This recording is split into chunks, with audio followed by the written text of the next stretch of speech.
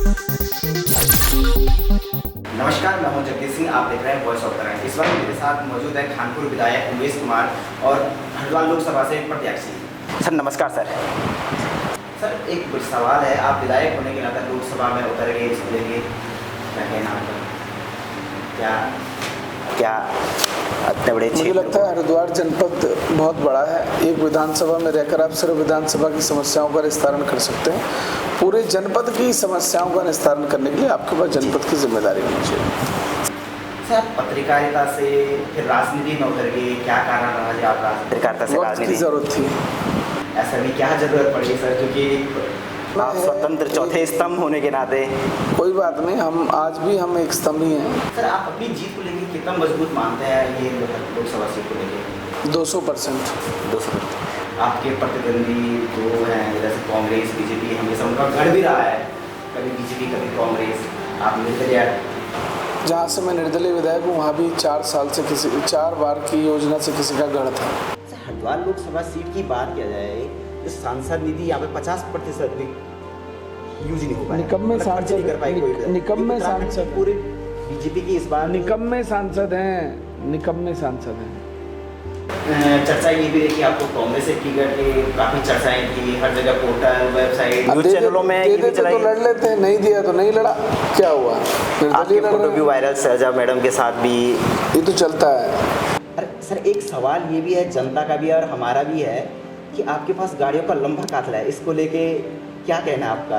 काफ़ी हम भी 8 बजे से आपके उसमें आए तो देख रहे थे, और खाना भी यहाँ पे सभी लोग आके खा रहे थे। मतलब सिस्टम में एक उत्तराखंड में बीजेपी महिलाओं को लेकर बड़े दावे करती है, पर अंकिता भंडारी को आज तक न्याय नहीं मिला। वो मिलेगा भी नहीं, क्योंकि जब चोर चोर मौसेरे भाई हो जाएं तो मदद नहीं होती है। जब हत्यारे ही भारतीय जनता पार्टी के लोग हैं तो कैसे उम्मीद कर सकते हैं अब न्याय मिलेगा? ये पहले दिन से पता था न्याय नहीं मिलेगा, इसीलिए हम सीबीआई जांच की मांग कर रहे थे। सर आपके जब पत्रकारिता में रहने के दौरान आपके मुकदमे भी चले थे, राजद्रोह का, इसको लेके क्या कारण था, कैसे? जब आप सत्ताओं के खिलाफ लड़ते हैं, जब आप सत्ता के खिलाफ संघर्ष करते हैं, आप भ्रष्टाचार उजागर करते हैं, तो सरकार आपको दबाने कुचलने के लिए यही तानाशाही करती है, आपके खिलाफ फर्जी मुकदमे दर्ज कराए जाते हैं। कुछ दिन पहले पूर्व मुख्यमंत्री त्रिवेंद्र सिंह रावत के पास कुछ पत्रकार आते तो बोलते हैं कि आपके विपक्ष में उमेश कुमार जी हैं, तो आपको पहचानने से मना कर देते हैं। इतना निकम्मा व्यक्ति कोई हो सकता है जो पूर्व मुख्यमंत्री रहा और एक निर्दलीय विधायक को राज्य के ना पहचाने? इससे पता लगता है कि वो 16 घंटे किस झांझ में रहते हैं। सर एक बड़ा सवाल ये भी है कि उत्तराखंड में भू कानून को लेके, इस पे क्या कहना आपका? देखिए मैं कहता हूँ, अगर राज्य का एक बड़ा बहुमत आपसे भू कानून मांग रहा है तो दे दीजिए। एक राज्य का अगर बड़ा बहुमत आपसे कोई भी मांग करता है तो वो दे देनी चाहिए। जैसे आज हम कह रहे हैं कि हमें हरिद्वार के मान सम्मान स्वाभिमान की लड़ाई लड़नी है, हमें हरिद्वार का स्थानीय सांसद चाहिए, तो दे दीजिए। सर आपने बहुत गरीब लड़कियों की शादी भी करवाई है, कैसे ये आपके दिल में आया, क्या कारण था, कैसे आप इस मुहिम को और आगे बढ़ाते जा रहे हैं?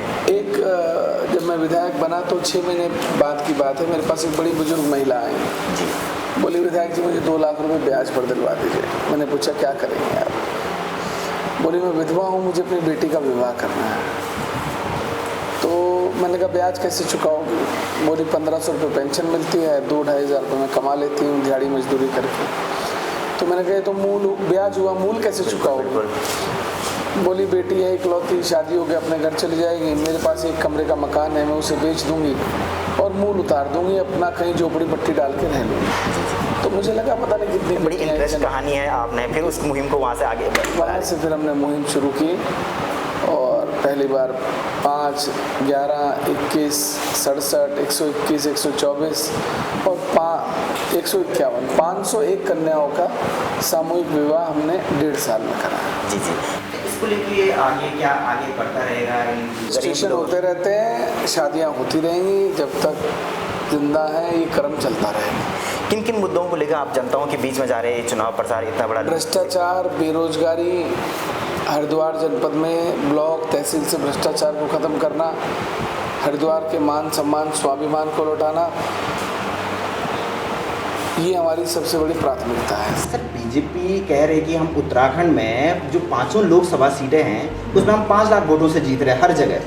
ये कैसे दावा कर सकती है बीजेपी, या इसको लेकर क्या हो सकती है ईवीएम में उनकी? और 400 पार का नारा भी लगा रही है। 399 हो सकती है, एक तो गई।